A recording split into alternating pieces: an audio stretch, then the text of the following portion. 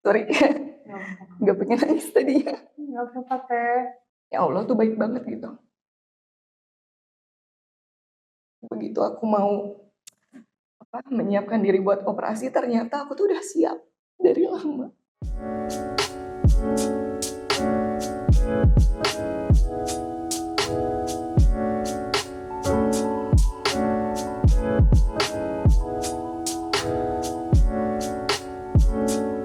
Di Evol Talks kali ini kita kedatangan Novi Andi, seorang adenomiosis survivor post-hysterectomy yang kisah perjuangannya menyentuh dan menginspirasi banyak wanita di luar sana yang sedang berjuang juga.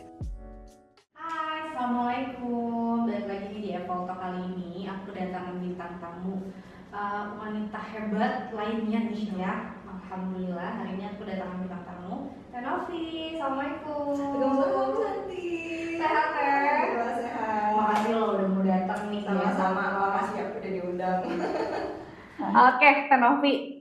Jadi Evol Talk ini kita bikin untuk apa ya, ngobrol-ngobrol sama wanita-wanita hebat di luar sana. Dan menurut aku nih, Teh Novi adalah salah satu wanita hebatnya. Masya Allah, Masya Allah. Aku pengen tahu dong Teh Novi, dengan Teh Novi sekarang itu Teh Novi tuh seorang apa sih? Lebih suka berbagi di sosial media aja sisanya.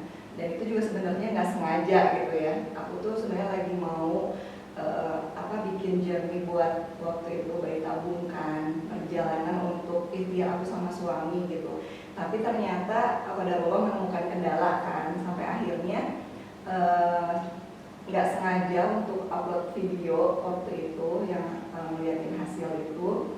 Nah mulai dari situ kok banyak yang responnya positif gitu kan.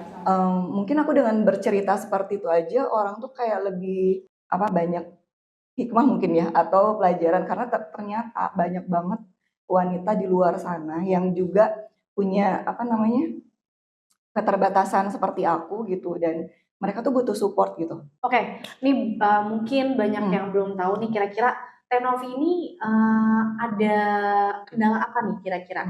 Terus udah nikah berapa lama kira-kira Teh? Jadi aku tuh udah nikah sampai sekarang tuh 11 tahun ya, 11 tahun dari 2014 awal gitu. Qadarullah tuh di tahun kelima aku tuh coba untuk bayi tabung karena belum kunjung hamil gitu. Nah akhirnya adalah vonis dari dokter bahwa aku adenomiosis. Baru sampai situ. Adenomiosis. Iya, adenomiosis. Kebetulan kita nggak begitu ngerti nih ya. Kira-kira boleh nggak Tete jelasin sedikit adenomiosis ya. Adenomiosis itu apa nih? Jadi itu tuh dia tuh kayak ada tumor tapi menyebar di dinding, di otot-otot rahim gitu. Jadi dia ngeblur sama otot rahim sampai dan sifatnya dia tuh kayak kalau misalnya hamil menggugurkan gitu. Dan kalau misalnya yang belum hamil itu akan sulit sekali untuk hamil karena ya itu sifatnya memang merusak gitu ya kan. Nah, si adenomiosis itu tuh kayak lebih ngeblur di otot rahim sampai nggak bisa dipisahkan dari otot rahim yang sehat. Jadi intinya rahim aku tuh dibilang rusak ya sama si adenomiosis itu. Jadi dia berbentuknya tuh gumpalan? Bukan gumpalan, jadi dia kayak bercak-bercak merah tapi menyebar. Ngeblur, menyebar. Tapi kalau misalnya kayak miom, kista itu kan dia ada masanya ya. Ada daging, ada masa. Oh ini 3 cm nih, oh ini berapa senti. Oke lah misalnya dioperasi, diangkat. Kan itu nggak apa-apa tuh kan organ-organ ini. Tapi kalau misalnya adenomiosis itu kalau misalnya mau dikikis, dokter juga nggak tahu bisa mengikis seberapa besar.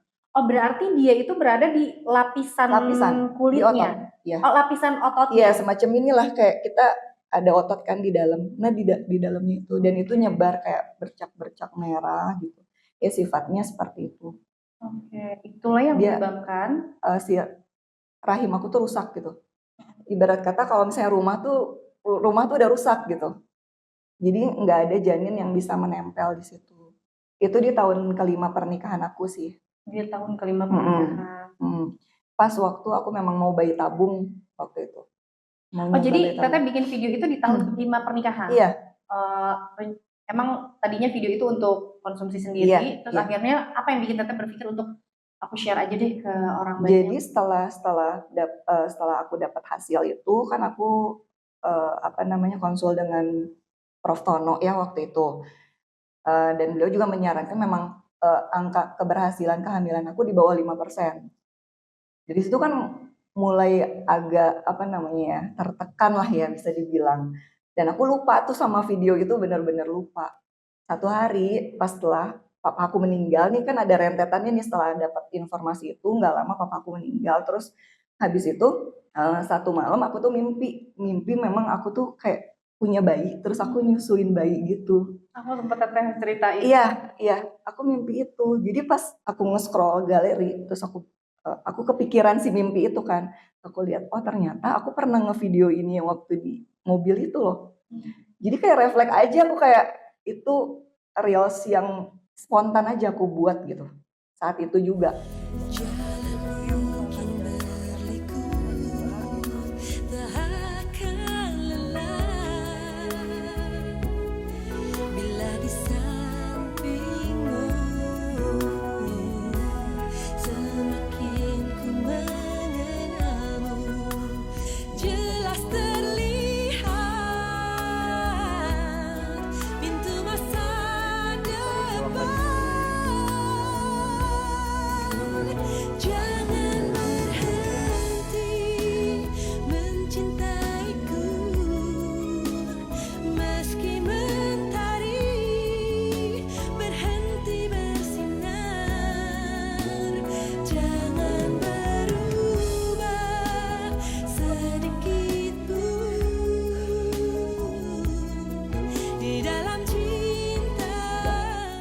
Ya udah, tapi nggak lama kok teman-teman aku pada nelpon ya gitu. Yang dari Jakarta, yang gimana ya, pokoknya udah lama nggak ketemu tuh dia telepon. Aku tuh kaget, kenapa ya? Ada apa sih gitu? Ya jadi garis besarnya ya di tahun ke-5 mau ke-6 itu aku ngalamin kayak gitu. Tapi fase itu aku belum mau operasi. Aku masih ikhtiar terus kan. Jadi dari diagnosa yang dokter Tono kasih itu apa? Harus diapakan? Angkat rahim. Dari yang dari video itu sudah disarankan untuk Iya. angkat rahim. Iya. Dan aku datang sama suami aku kan untuk konsul itu, dan Prof. Tono memang realistis sih. Maksudnya untuk mengeluarkan biaya, tenaga segala macam kan kita juga harus melihat dari sisi yang lain gitu kan. Input dari Prof. Tono, maksudnya nggak langsung aku eksekusi gitu kan, karena untuk hal itu kan kayak berat banget gitu. Terus aku mikir, enggak deh, kayaknya aku masih bisa deh. Kayaknya masih bisa ikhtiar gitu. Kayak masih semangat banget buat ikhtiar. Malah dari situ tuh gongnya aku ikhtiar tuh dari mulai situ, maksudnya jadi malah bukan kendor gitu. Oh, mungkin Jadi malah up tuh dari situ. Oke. Kayak misalnya kayak aku puntur apa segala macam kan itu setelah kejadian itu aku cari alternatif yang lain. Ya, kayak enggak akhirnya berapa tahun teteh berikhtiar itu? Sekitar 3 tahunan gitulah ya.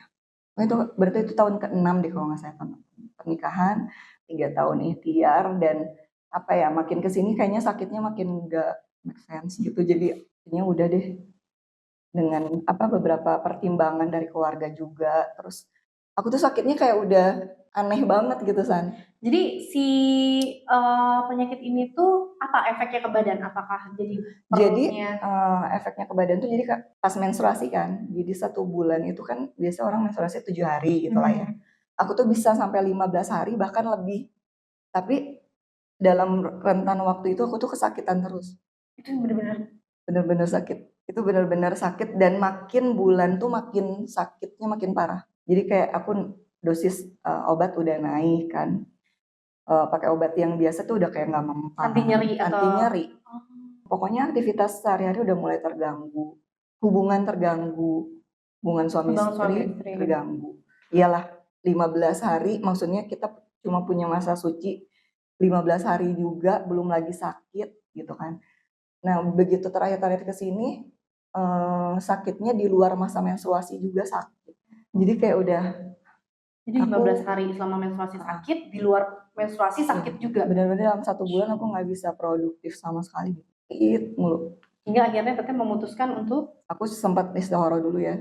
Istikharah dulu, terus ya memang Allah, ya aku yakin sih, maksudnya dari hati aku condong ke situ tuh ya mungkin dari Allah juga ya pasti.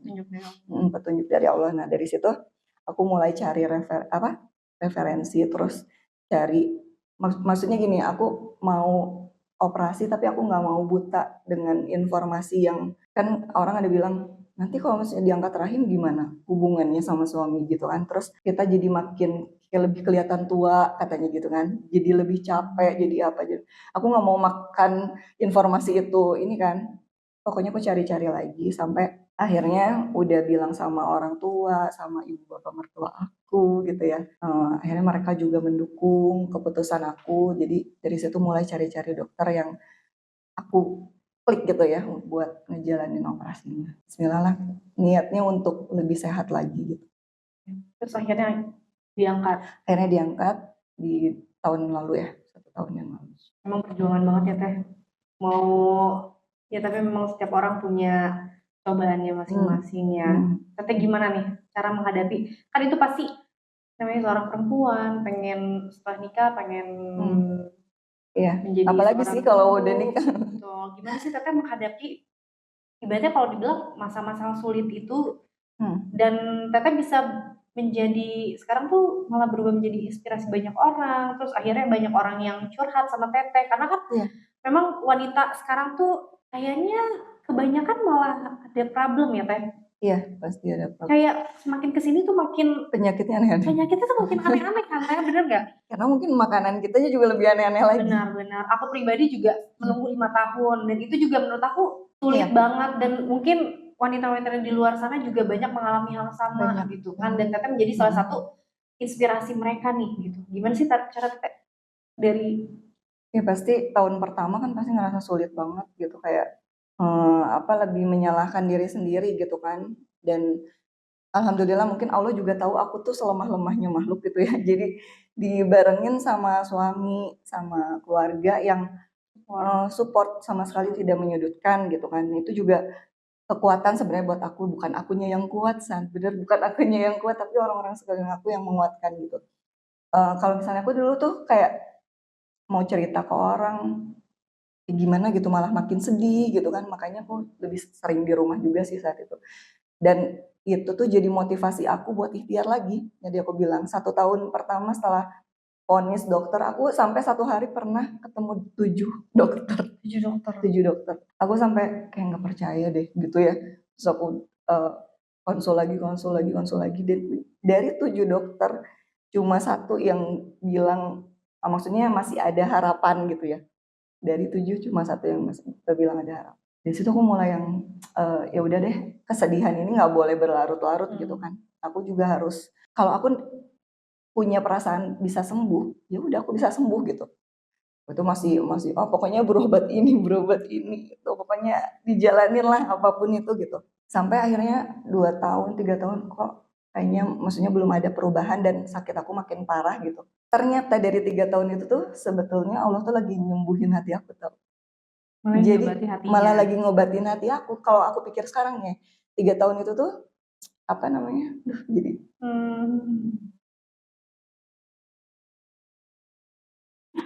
sorry, nggak pengen nangis tadi ya. Nggak apa-apa Teh. Ya Allah tuh baik banget gitu. Begitu aku mau menyiapkan diri buat operasi, ternyata aku tuh udah siap dari lama. Allah sayang banget sama Teteh. Dan aku merasa itu. Allah sayang banget sama Teteh. Jadi pengen nangis ya. Nggak, kita nggak sedih, kita harus happy-happy. Semangat ya. Jadi gimana bisa kuat? Ya udah, kamu tuh mau apa lagi sih? Bersyukur aja gitu. Dengan aku banyak ya dapat DM dari teman-teman gitu ya. Mereka ada loh yang sakitnya kayak aku, bahkan mungkin lebih. Tapi satu sisi mereka mungkin nggak ada biaya untuk melakukan tindakan. Ada lagi yang suaminya nggak mau tahu, dia mau sakit kayak gimana nggak mau tahu, nggak mau nganter ke rumah sakit waktu dia sakit. Ada lagi mungkin ibu mertuanya yang nggak mau tahu. Tapi kan kayak aku tuh dikasih orang-orang yang sayang sama aku. Kenapa aku nggak bersyukur sih? Jadi di satu sisi aku mungkin harus sabar ya dengan ujian yang Allah kasih buat aku gitu. Tapi di sisi lain kan aku harus syukur. Jadi aku tuh gimana caranya sih numbuhin lebih banyak syukurnya kalau aku nggak bisa lebih banyak sabarnya gitu. Di situ mulai bisa ngelihat, oh ternyata aku tuh punya nikmat ini loh, nikmat ini loh. Jadi aku nggak mau terpuruk dari rasa sedih aku, sampai akhirnya aku lupain nikmat-nikmat yang lain. Terus satu hal yang bikin aku ngebuka mata banget, pernah aku deep talk sama suami, terus suami aku bilang, pokoknya kebahagiaan kita tuh bukan dari anak aja, katanya. Aku tuh nerima kamu, eh ya pokoknya apapun itu gitu. Aku nikah sama kamu, aku bukan berharap untuk punya anak gitu ya, maksudnya dalam artian ya pastilah orang, tapi itu bukan kebahagiaan kita satu-satunya gitu. Terus suami aku bilang, kalau misalnya kamu sakit terus, ibadahnya gimana? Ya, ya juga sih aku bilang, kalau aku sehat kan mungkin iya bisa lebih maksimal lagi mungkin. Bisa umroh bareng, haji bareng, ya. Oh, Insyaallah. kasih pilihan hidup yang banyak ya Teh di dunia nih ya. Iya. Bahagia Jadi juga. gimana kita fokusnya sih, kalau kita fokus sama kekurangan kita ya pasti terus terasa sulit gitu. Aku juga sering baca nih akhirnya di komen-komen orang. Terus kita juga sempat menanggapi dengan positif. Kan akhirnya banyak orang yang mengcompare hidupnya sama Teteh. Teteh si enak, Teteh si ini. Teteh tuh gimana menanggapinya? Jadi banyak orang yang akhirnya melihat mungkin Teteh share, Teteh si enak, punya suami gini, Teteh si ini. Mereka akhirnya mengcompare hidup mereka dengan Teteh itu gimana? Ya ada aja sih ya, namanya media sosial kayak dua mata pisau ya. Ada yang positif, ada yang negatif. Terus aku tuh kadang pengen share lagi gitu ya, bukan dalam artian pengen ngejudge si orang itu seperti apa, tapi nggak mau menormalisasi gitu kan, orang membandingkan hidup gitu. Karena hari gini tuh bener-bener apa, kita nggak keluar rumah aja, kita tuh bisa menyakiti diri sendiri dengan Lihat ngebandingin. konten Iya, orang, iya, ngebandingin hidup kita sama iya, orang lain. iya. Maksud aku, udahlah gitu kan, itu tuh cuma bikin kita tersiksa gitu. Dan kalau aku sih nanggepinnya, ya udah tiap orang punya bahagianya masing-masing kok. Orang ada yang misalnya sering dia suka share liburan, ya udah dia suka share liburan. Dia suka share misalnya jualan, ya udah dia jualan. Share anak-anaknya ya boleh, silakan gitu. Ya kan hari gini gitu kan.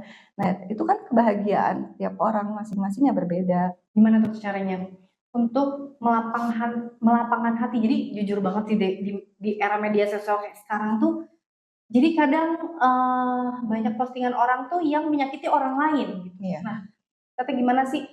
Aku jujur di 5 tahun awal itu aku nggak sekuat Teteh.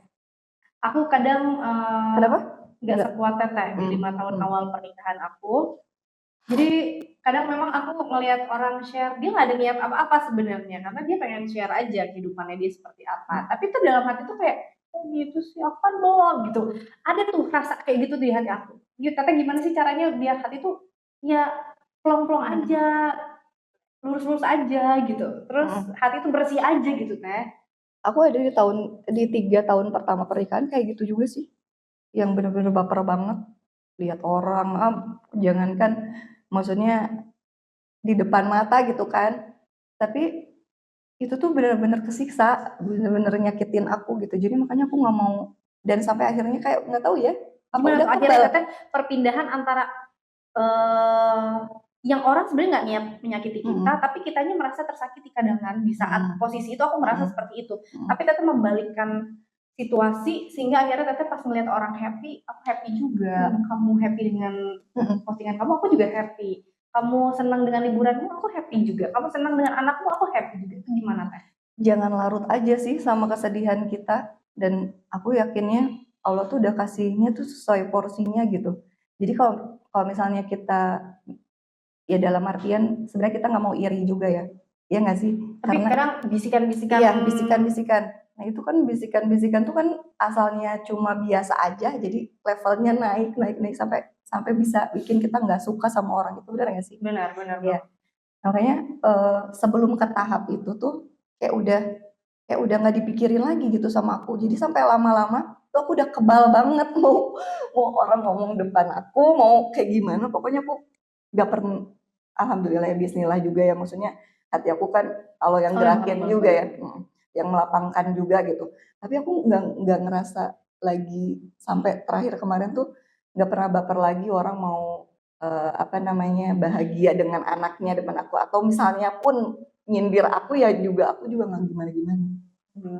Iya, jadi prosesnya tuh kayak eh ya udahlah, bahagianya ya itu aku Semua punya, orang punya bahagianya masing-masing. semua orang punya bahagia masing-masing. Nih aku juga ada pertanyaan lagi nih Teh. Jadi banyak pertanyaan ya. Aku lihat banget perubahan Teh Novi dari zaman dulu sampai zaman sekarang. Dari Teh Novi itu salah satu anak gaul Bandung dulu. Ya. Kayaknya kalau anak-anak tahun Ya Allah. tahun dulu kan 80-an, 90-an awal itu anak-anak Bandung ya nggak ada yang nggak kenal. Maksudnya kebanyakan tuh kenalnya Teh Novi ya, karena Teh Novi ini gegeduknya gitu. Gegeduknya anak-anak gaul Bandung. Nah, Tetes tuh dari gaulnya hingar-bingar Bandung, kita tahu kan Bandung tuh dunia banget gitu ya. Kamu mencari kenikmatan dunia di Bandung, apapun tuh ada, bener gak? Ya kan? Tiba-tiba Teteh akhirnya berubah, terus Teteh mulai, aku lihat proses hijrah Teteh juga menurut aku cukup pesat banget ya. Dan Teteh istiqomah di situ, itu apa sih awalnya yang bikin Teteh kayaknya aku udah nih dengan dunia hingar-bingarku nih, aku pengen mencari sesuatu yang lebih apa gitu tuh, apa tuh awal triggernya tuh apa? Triggernya ya, itu tahun 2018 berarti kan. 2018 tuh kayak lagi hahihi sama teman-teman, Menikmati dunia. menikmati dunia. Itu aku udah nikah kan, udah nikah 4 tahun belum. Jadi sebelum vonis itu tuh aku sebenarnya udah memutuskan untuk meninggalkan itu gitu lah kan. Udah mulai pakai hijab. Itu baru 1 tahun pakai hijab. Jadi 2018 itu lagi. Jadi Teteh pas nikah itu 4 tahun setelah nikah itu belum dihijab. Belum. Oke. Akhirnya Teteh memutuskan untuk hijab di tahun 2019. Nah, apa tuh awalnya? Awalnya itu kayak dikasih rasa kayak mau meninggal. Jadi mimpi? Enggak, jadi kayak ketakutan aja gitu. Jadi tiap kali mau keluar rumah, kayak aku mau nyetir sendiri nih, tiba-tiba kayak takut aja gitu kecelakaan. Jadi pikiran-pikiran aneh yang mungkin kalau sekarang bisa dibilang apa sih? Iya, mungkin kayak gitu ya. Aku nggak tahu tuh, tiba-tiba aja pikiran kayak gitu. Jadi tiap harinya tuh sering sampai akhirnya aku nggak keluar rumah, nggak main lagi, nggak nongkrong lagi. Karena itu ketakutan tiap kali keluar rumah. Karena ini nggak ada kejadian apapun yang men-triggernya tuh. Nggak ada. Dan bukan cuma takut sama diri sendiri, tapi aku takut suami aku juga meninggal, keluarga aku gitu. Nah waktu itu sempat suami aku lagi tidur, aku nggak bisa tidur saking ketakutannya. Terus aku pikir suami aku meninggal. Jadi aku pegangin ininya, terus aku pegangin, masih gerak nggak gitu kan. Sampai separno itu gitu. Nah aku nggak tahu maksudnya kenapa ya. Nah aku mikir apa aku harus ketemu psikiater gitu kan.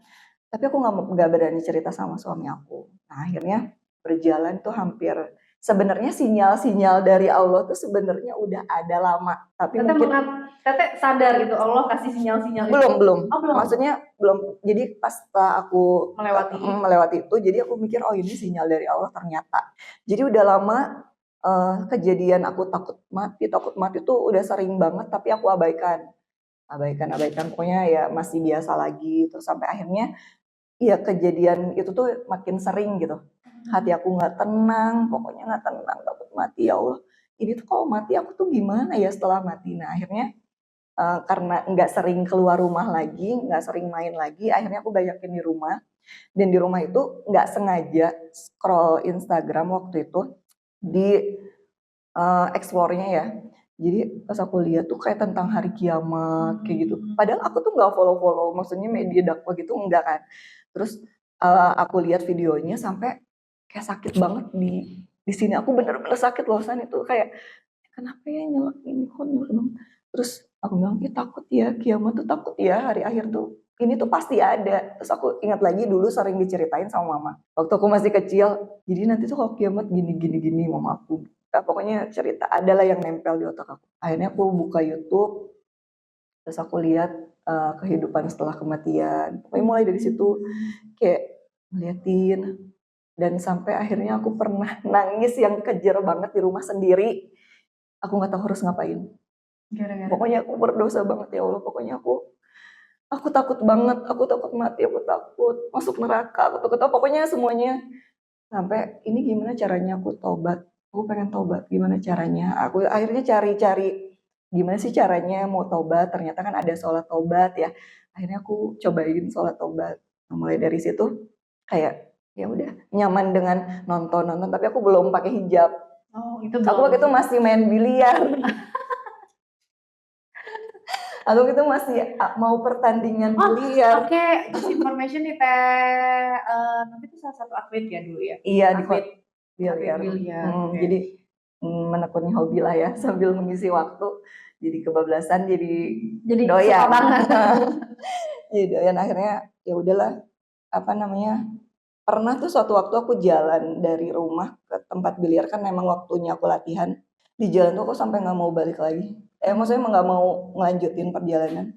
Nangis aja gitu. Tiba-tiba Pulang aja lagi. Masya Allah. Nah udah akhirnya 2019 tahun baru, terus masih kayak gitulah ya, maksudnya masih main-main sama teman-teman. Januari itu 1 bulan tuh benar-benar aku full kayak gak mau ketemu orang apa gitu. Terus di pertengahan Februari aku bilang sama suami aku, Abi boleh nggak aku pakai hijab gitu. Mulai dari Ini situ sih. prosesnya hampir 1 tahun ya Teh? Iya, Dari hampir 1 pertama kali tahun. Teteh Tapi merasakan. suami aku nggak tahu. Jadi aku benar-benar pendam sendiri. Karena aku nggak tahu ini tuh rasa apa gitu. Pengennya ya udah pulang aja gitu. Sampai suami aku kayak aneh gitu, kenapa sih kamu di rumah terus? Ya biasanya kayak gitu. Oke, akhirnya Teteh memutuskan untuk dihijab. Terus aku lihat perkembangan Teteh dari awal. Kan Teteh dulu ikut kajian yang sama nih sama aku, akhirnya bareng ke Bunda. Terus tapi dalam waktu 1 tahun, 2 tahun itu tuh aku merasa progresnya tuh cepet banget ya gitu. Apa sih yang Teteh lakukan gitu? Sedangkan aku kayak, aku aja udah lama, aku masih gini-gini aja ya gitu. Apa ya? Ya pertolongan Allah lah ya pastinya. Teteh sambut semuanya. Iya. Makanya aku kejar aja. Teteh datang kajian sana, kajian sini, itu yang menguatkan. Iya, yang menguatkan ya. Pokoknya karena waktu itu aku kan kayak masuk masjid aja tuh kayak baru merasakan atmosfernya masjid. Jadi tiap kali masuk masjid tuh rasanya merinding, pengen nangis gitu. Dan itu aku tuh seneng gitu San. Itu maksudnya masuk ke masjid dengan perasaan yang berbeda gitu ya? Iya. Yang perasaannya haru. Iya, haru. Pokoknya jadi makanya kalau ada kajian di masjid tuh seneng banget kayak di TSM gitu kan ya. Padahal ibaratnya dulu Teteh sendiri ya? Sendiri. Karena kalau orang hijrah tuh bareng-bareng gitu, kajian ini bareng, Teteh benar-benar sendiri ya? Nggak ada teman. Ketemu teman ya sama Santi ya, maksudnya diketemuin sama Allah tuh sama liko-liko yang memang ternyata itu menguatkan aku gitu. Ya kan, membersamai sampai sekarang. Alhamdulillah ya Teh. Alhamdulillah. Jadi rasa takut mati sih sebenarnya. Kematian gitu tuh kayak menghantui banget. Dan itu aku rasa bentuk cinta Allah untuk memanggil Teteh kembali gitu kan? Iya. Yang jauh-jauh. Iya, makanya sekarang tuh kayak udah tahu, oh iya berarti dulu tuh aku ngerasain itu tuh sebenarnya Allah tuh udah kasih sinyal tahu kamu tuh kemana aja. Berarti sekarang mungkin kalau ada anak muda yang lagi galau, terus hatinya nggak karuan, mungkin itu salah satu sinyal Allah untuk membuat dia kembali ya Teh? Iya kan, kayak rasa sakit, kita sakit demam kan itu juga Allah pengen kita deket aja gitu kan. Apapun rasa yang nggak enak kita rasain, itu tuh sinyal dari Allah loh, bener. Termasuk apa ya, kita nggak nyaman mungkin ada di satu lingkungan, mungkin itu sinyal Allah. Oh makanya Teteh merasa waktu itu menarik diri dulu nih untuk menguatkan diri. Karena kembali aku lagi tahu aku sangat lemah, ya aku sangat lemah banget. Aku tarik diri dulu. Tapi pas udah lama ya aku balik lagi ke teman-teman aku. Dengan hati yang udah lebih kuat. Iya, dan mudah-mudahan kita bisa berubah bareng lagi. Masya Allah. Aku lihat juga udah mulai nih ya Teh. Masya Allah, Tante tuh hebat banget. Luar biasa. Oke, lanjut lagi nih ke pertanyaan selanjutnya Teh. Kan kalau sekarang tuh aku ngerasa kok banyak ya orang-orang yang punya panutan tuh, misalnya anak-anak muda sekarang nih aku lihat panutannya tuh mungkin sesuatu hal yang kontroversi, yang dalam agama kita kurang bagus dan lain-lain, tapi anak muda sekarang tuh kok lebih semangat ya ke hal-hal kayak gitu tuh. Gimana ya menurut Teteh? Kira-kira kita sebagai yang udah tua-tua nih harus ngapain ya gitu? Iya ya, karena saking apa Aku ngerasa orang-orang maksudnya anak-anak tuh jadi kehilangan apa ya, sosok panutan gitu. Nah, oh ya, pertanyaan aku nih, kalau Teteh sendiri tuh ada nggak sih panutan wanita yang kayaknya aku kalau bisa sih pengen seperti dia nih, atau banyak gerak-gerik dia yang diikutin atau kebiasaan yang diikutin, ada nggak sih Teteh role punya idola? model yang sekarang gitu maksudnya ada. Siapapun role model yang bikin Teteh sedikit banyaknya mengarah lebih baik gitu, terus Teteh banyak menyontoh dia. Kan kita kalau punya idol yang kita suka tuh kayak dia senyum aja, oh senyumnya kayak gitu, aku ikutin gitu. Oh dia pakai baju kayak gitu, aku ikutin Teteh punya nggak role model itu? Kalau di zaman sekarang aku nggak ada sih, karena kayak dulu tuh waktu lagi sekolah kan misalnya orang FOMO kan, maksudnya ada boy band yang dia sukain misalnya kan, atau apapun gitu. Nah aku tuh aku tuh nggak mengidolakan siapapun gitu. Sampai sekarang juga tidak mengidolakan orang yang di zaman ini gitu. Tapi aku tuh idola banget sama Khadijah. Masya Allah, aku inget banget aku nanya Teh Didi juga gitu. Kalau denger nama itu tuh kayak Apa sih Teh sosok dari Bunda Khadijah tuh yang bikin orang-orang tuh harusnya tahu sosok beliau tuh lebih dekat gitu, lebih ini lagi tuh apa sih menurut Teteh yang harusnya orang kenal dia tuh lebih kenal daripada kenal selebgram itu misalnya. Iya, mengorbankan semuanya untuk dakwah gitu ya, untuk Islam, mengorbankan semuanya untuk suami gitu kan. Itu tuh kayak Ibunda Khadijah tuh lebih memilih tidak bahagia, tapi suaminya biar bahagia punya istri kayak Ibunda Khadijah gitu. Buat hari gini tuh kayaknya nggak ada banget gitu kan. Apalagi begitu denger tuh Allah kirim salam, dikirimin salam sama Allah gitu. Langsung Iya, langsung gitu. Jadi nggak ada alasan untuk enggak mengidolakan beliau. Meskipun ya kita akan sangat jauh gitu ya, cuma tidak pernah meninggikan suara di depan suami. Terus dengan kekayaannya sampai habis semua harta kekayaannya untuk Islam.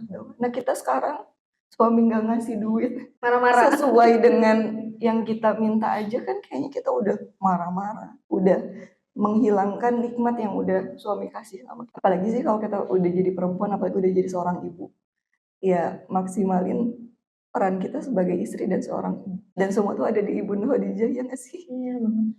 Kaya raya, cerdas ya kan. Terus tapi dengan ibaratnya dengan tingkatannya segitu tapi nggak pernah menyepelekan suaminya, kan? Selalu merendahkan suaranya. Bisa nggak ya kita kayak dia Teh? Ibunda Khadijah Teh. Aduh susah banget itu sih PR. Jadi kalau untuk yang sekarang Teteh nggak ada? Nggak ada. Satupun nggak ada? Nggak ada.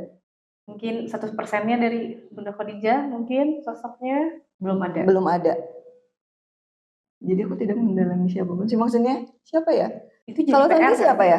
Mungkin kayak misalnya ngelihat pendakwah perempuan, saya ustazah gitu ya, senang gitu maksudnya, tapi tidak mendalami kehidupan. Ya karena kita nggak kenal dia sama suaminya seperti apa. Iya benar, gitu ya. kayak gitu. Jadi kita ya cukup menyerap ilmunya aja nggak sih gitu. Kalau aku pribadi, aku sebenarnya banyak sih yang aku idolakan. Tapi yang aku idolakan justru teman-teman aku, ya Teteh, Didi. Ya Masya Allah. Beneran. Makanya salah satu yang bikin aku pengen share-share cerita ini karena aku ngerasa kok aku punya sahabat yang bagus-bagus, yang keren-keren, yang hebat-hebat. Tapi orang tuh nggak banyak yang notice gitu. Mungkin kan kalau orang lihat Teteh di medsos, dia lihat ya udah Teh Novi adalah orang seperti ini. Aku pengen kasih lihat sudut pandang lainnya nih.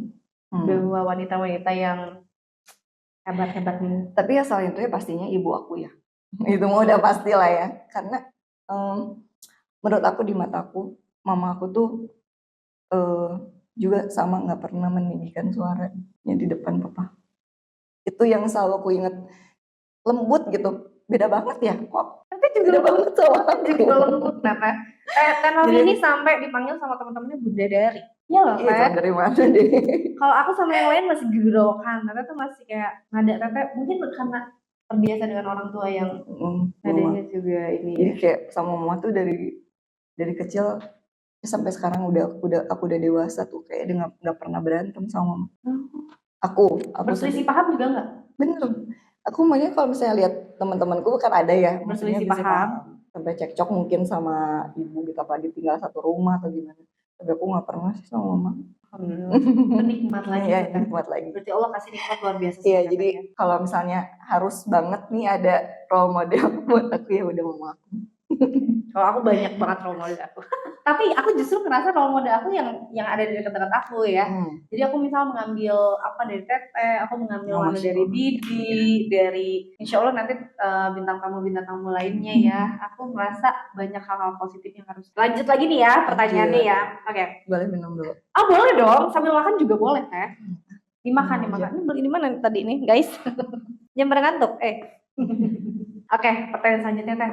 Ini kan orang-orang tuh bilangnya zaman sekarang tuh kayaknya udah menuju akhir zaman nih deh Iya. gitu kan. Kok sekarang anak-anak mudanya juga ke medsos tuh seperti hanyut gitu Teh. Seperti terombang-ambing di dunia medsos. Makanya kadang aku suka lihat berita, oh anak SMP udah gini, udah gitu. Ini udah gini, udah gitu. Itu tuh kan miris ya Teh. Iya. Teteh ada nggak sih maksudnya tips-tips nih Teh, tips-tips melalui kan ibaratnya Teteh sudah melalui masa remaja yang hingar-bingar gitu ya, masa ibaratnya tuh hal-hal yang anak muda suka Bisa lakuin. lakukan tuh kita tuh sudah pernah Lewati fase itulah ya. fase itu sudah pernah dilewatin. Dan kalau boleh nih kan nggak boleh berandai-andai ya, kalau boleh ya pasti kita memilih untuk tidak melewati jalan itu kan. Kita pengennya yang lurus-lurus aja kan. Iya. Kita nggak pernah tahu kita meninggalnya kapan. Iya. Benar nggak? Iya. Nah ini tuh apa nggak sih masukan buat anak muda yang baru SMP yang ngerasa kayak aku kan masih SMP, aku pengen nyobain A, B, C, aku pengen keren kayak dia, aku pengen gaya kayak si B, aku pengen kayak selebgram itu. Nanti juga kalau udah berumah tangga aku juga bakal balik lagi kok jadi ya kembali lagi Iya. ke agama yang benar gitu. Gimana Teh? Ya dulu juga pasti kan kalau kita mau balik lagi ya itu pasti pengennya tidak memilih jalan itu gitu. Tapi ya qadarullah ya San ya, maksudnya ada memang itu yang harus dilewati kita gitu. Lebih sekarang kan media sosial udah tanpa filter ya, tanpa filter sama sekali. Dan Teteh ini ngerasa nggak itu aku miris adiktif banget. banget? Iya, jangankan buat anak-anak remaja, sebenarnya buat kita aja yang kita udah tahu nih, maksudnya mana setidaknya kita tahu batas mana yang benar mana yang salah gitu. Kita juga bisa terhanyut gitu. Tapi gimana ya mau ngasih taunya San? Dan dulu juga aku dikasih tahu misalnya sama yang lebih dewasa dari aku kan mental juga. Atau kalau Teteh nih misalnya boleh ngasih masukan ke Teteh yang umurnya 17 tahun lalu, 17 tahun lalu, Teteh pengen bilang apa sih sama diri Teteh Diri yang aku dulu gitu sendiri. ibaratnya? Kamu tuh harusnya sekolah yang benar, nurut sama orang tua. Karena aku ngerasain nggak adanya orang tua itu penyesalannya banyak banget. Penyesalan padahal papa aku sebelum meninggal mungkin udah melihat mungkin perubahan aku sedikit-sedikit ya San. Tapi tetap penyesalan tuh akan terus ada gitu.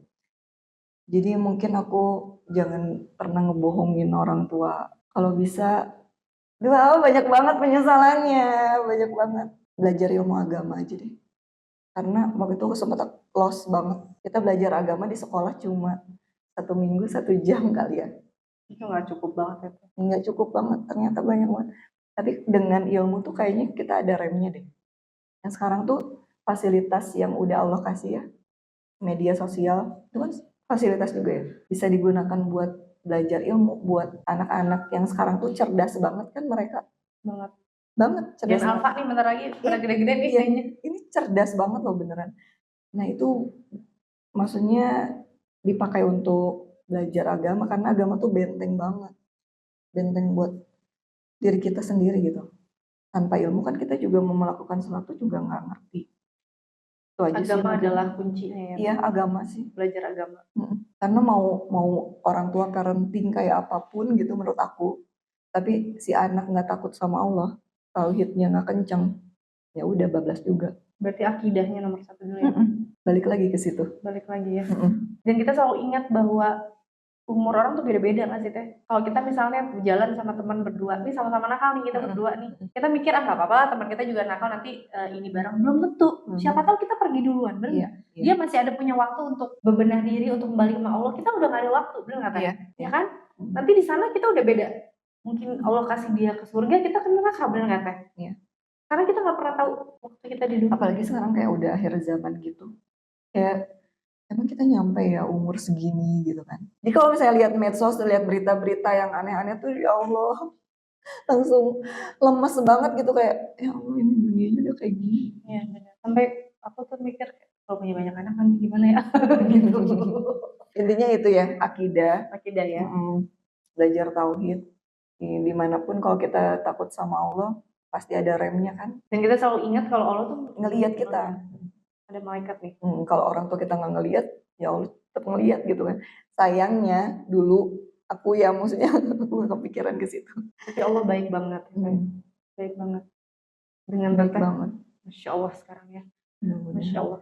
Kira-kira nih ke depannya apa sih yang sekarang Teteh lagi pengen? Sekarang kan ibaratnya media sosial Teteh udah mulai besar. Terus semoga ini bermanfaat buat banyak orang banyak. Apa target-target ke depannya nih ada nggak kira-kira yang bisa Teteh share ke teman-teman semuanya yang kira-kiranya bisa menjadi pahala jariahnya nanti ke depan? Ada nggak Teh target-targetnya ke depan tuh? Ada sih sebenarnya harapannya aku istiqomah bikin konten yang manfaat, dan di samping itu juga mungkin ngelurusin niat ya. Kadang niat tuh sebentar-bentar udah melenceng gitu. Nah itu yang kadang suka bikin malas, kadang suka ya udahlah nggak usah main medsos aja. Kalau ngerasa nih di hati tuh kayak susah banget nih ngelurusin niat gitu. Jadi sebenarnya sih nggak muluk-muluk aku untuk di media sosial ya San, karena itu mau berjalan seininya aja lah gitu. Kadang aku tuh kalau misalnya ada yang pengen di-share ya udah di-share. Kalau misalnya nggak ada ya udah nggak ada. Bisa berlama-lama nggak ada konten gitu. Jadi aku nggak ada targetan sebenarnya harus satu pekan ada konten yang enggak. Jadi gimana yang aku rasain aja sih sebenarnya pas aku lagi ngerasa kayak gini, mengalir aja aku share, yang mudah-mudahan sih selalu ada manfaatnya untuk aku dan untuk teman-teman. Oke. Sekarang Teh Novi selain sibuk jadi influencer, enggak apa lagi nih kesibukannya? apa ya, bantuin suami aja sih di kantor. Jadi kita tuh lagi kayak membangun bisnis kecil-kecilan. Apa nih? Bergerak di bidang Bergerak di bidang mechanical, electrical, plumbing. Jadi itu Apa lebih tuh? kayak konstruksi apa ya? Menyediakan apa? Teknik. Jadi Menyediakan kita menyediakan instalasi pipa. Oh oke. Jadi Untuk bangun misalnya rumah. enggak rumah, jadi Bukan. lebih ke pabrik. Oh, oke. Jadi misalnya mau ada bangun pabrik, terus kan dia kan pasti perlu instalasi untuk air, untuk gas. Dan itu ada baju juga ya, mulai di fashion, tapi ya masih karena aku tuh belum kebayang aku bisa terjun di fashion, jadi masih aneh. Dulu sempat itu juga ya Teh, makanan. Iya sempat makanan. Oke. Sekarang berjalannya itu aja sih, baju NK. Terus Mau berguru ke Santi kan Waduh, kan? takut ke Diana nanti ya. Targetnya ke depan apa nih? Pengen bermanfaat untuk umat. Jadi karena aku belum tidak diamanahi anak gitu ya. Jadi aku punya waktu yang banyak sama suami. Pengen tuh nggak tahu gimana caranya, gimana Allah aja caranya kayak gimana. Tapi pengen manfaat buat umat. Semoga nanti dituntun kemana ya, ketemu nggak siapa. tahu, aku nggak kepikiran, tapi ya Allah mudah-mudahan. Amin, Insya Allah. Ini pertanyaan terakhir nih Teh.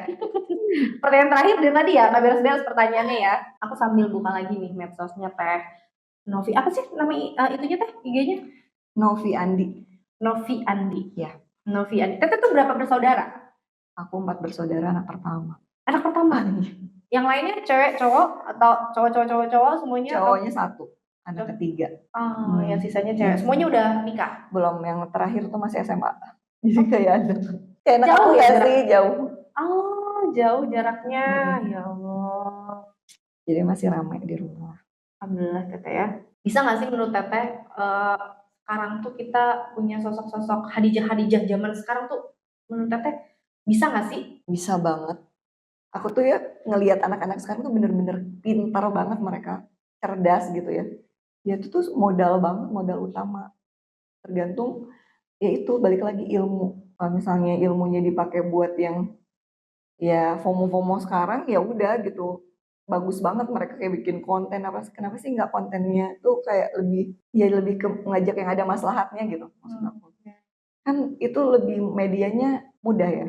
Dengan media sekarang bisa mentransfer tuh mudah banget gitu. Bisa banget bahkan lebih mungkin ya ya maksudnya bisa dibilang dengan kondisi sekarang, dengan kecanggihan teknologi sekarang, bisa cepat merebak tuh kebaikan-kebaikan tuh. Supaya nanti yang viral-viral nih Yang viral tuh ya malah yang membawa kebaikan gitu kebaikan. ya Teh. Supaya Sebenarnya. anak-anak sekarang tuh punya panutan-panutan Dan yang influencernya juga mungkin harus influencernya dulu nih. iya Ya kan? nih. Karena kan sekarang kan mereka berkiblatnya ke situ kan. Ya, Teh Novi salah satu influencer yang menurut aku membawa apa ya positif nih buat aku sebagai yang melihat ya. Terus aku juga lihat ada siapa Dena Haura Iya ya. gitu. Nah, pengen nih gimana sih Teh caranya supaya kalau menurut Teh nih gimana ya caranya supaya banyak bermunculan lagi nih influencer-influencer yang membawa apa ya positive vibes gitu Teh. Ya kita up terus aja. Ya, kayak gini juga. Ini Masya Allah banget nih ya. Apa podcast seperti ini gitu ya yang Santi bikin itu bisa menaikkan seperti itu juga San. Jadi orang tuh oh iya ya ternyata melek mata gitu. Ya mungkin sekarang tuh kita lebih ketutup sama yang viral-viralnya yang aneh-aneh gitu kan. Jadi yang itu tenggelam. Tapi kalau yang mudah-mudahan nih apa namanya Evoltalk ini bisa kayak apa? Deddy Amin ya Corbuzier Allah. misalnya. Aduh, Jadi kan lebih berat juga ya. lebih cepat juga kan, maksudnya manfaatnya bisa keterima sama orang banyak dan orang bisa terinfluence juga. Terus menurut Tata sekarang kan aku suka lihat nih sekarang orang-orang yang sudah paham lebih dalam tuh akhirnya menarik diri dari medsos nih. Hingga akhirnya yang bermunculan di medsos itu jadi kebanyakan ya yang viral-viral, yang ya gitu ya. Nah Menurut iya, Tata gimana ya? nah iya itu sih. Kadang aku juga ngerasain hal yang sama maksudnya pengen apa ini udahan aja gitu ya. Itu karena sulit banget meluruskan niat tadi mungkin ya. Dan di zaman sekarang mungkin banyak juga yang akhirnya mundur mikir mungkin karena nggak banyak kebaikan juga ketika dia pakai medsos gitu. Padahal itu bisa jadi alat asal kitanya istiqomah. Istiqomah itu gimana sih? Berarti istiqomah tuh tetap berdiri tegak meskipun di kanan kiri tuh tidak memungkinkan untuk kita berdiri tegak kan gitu kan? Iya. Itu yang Oh mungkin. itu salah satu kegalauan juga Tata Iya. untuk lebih mencimpungkan diri lagi Iya. ya. Jadi kayak aku maju mundur sebenarnya. Kayak aduh mau kontennya misalnya dalam satu pekan harus ada nih berapa. Tapi nggak jalan gitu karena nggak tahu lah banyak. Susah banget untuk Meluruskan hati. istiqomah. Kira-kira menurut Tete komunitas berpengaruh nggak nih? Kira-kira kalau misalnya nanti ternyata oh ada komunitas influencer misalnya. Berpengaruh banget lah itu. Berpengaruh banget. Kan rata-rata mungkin sekarang influencer ya dia berdiri sendiri aja kan. Ini komunitasnya wadahnya nggak ada apa Iya, ya? nah itu. Oh, oke. Karena aku lihat Bener-bener. komunitas home living, gitu ya. Iya. Membahas tentang home living tuh ada. Mereka Ada. bikin komunitas sendiri. Yang suka traveling, mereka bikin Ada. komunitas sendiri. Terus yang suka masak, mereka juga ada kan. Tapi apa ingin mengasosiasiin nih? Nggak aku. Kita pokoknya cari kebahagiaan sebanyak-banyaknya, sebarkan kebaikan sebanyak-banyaknya. Satu lagi dong, satu lagi kata-kata untuk para Evol Queen nih ya, kita nyebutnya Evol Queen nih. Ada nggak saran, masukan atau apapun, atau mungkin yang mereka berada di kondisi yang sama dengan Teh Novi, agar lebih kuat melalui semua ini? Karena jujur banyak banget yang aku lihat, banyak banget wanita-wanita Indonesia yang juga mengalami hal yang sama, yang Teteh sebut tadi kan, bahkan mungkin dia support sistemnya nggak ada dan lain-lain. Buat Evol Queen, dalam hidup tuh kan kita nggak tahu akan dibawa kemana.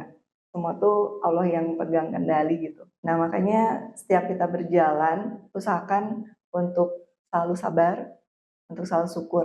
Ketika kita nggak bisa melebarkan sabar kita, lebarkan syukurnya. Begitupun sebaliknya ketika kita nggak bisa melebarkan syukurnya, lebarkan lagi sabarnya. Allah. Pokoknya tetap semangat, tetap berhusnuzon sama Allah pastinya. Dan tetap jadi yang terbaik buat orang-orang sekitar kita. Aku jadi ingat, kadang ada yang bilang, kita tuh nggak perlu mencari solusi dari masalah kita cuma cukup bertahan, bener nggak sih? Iya, karena kan masalah itu nggak perlu selesai. Iya. Cukup dilapangin aja hatinya. cukup Udah bertahan sangat, berarti ya, bertahan dengan jalan. Oke deh, terima kasih Teh Novi hari ini sudah Sama-sama. bincang-bincang di sini. Terima kasih juga buat semuanya yang sudah nonton. Maaf lahir batin ya kalau ada. Mohon maaf lahir batin, enggak lah insya Allah.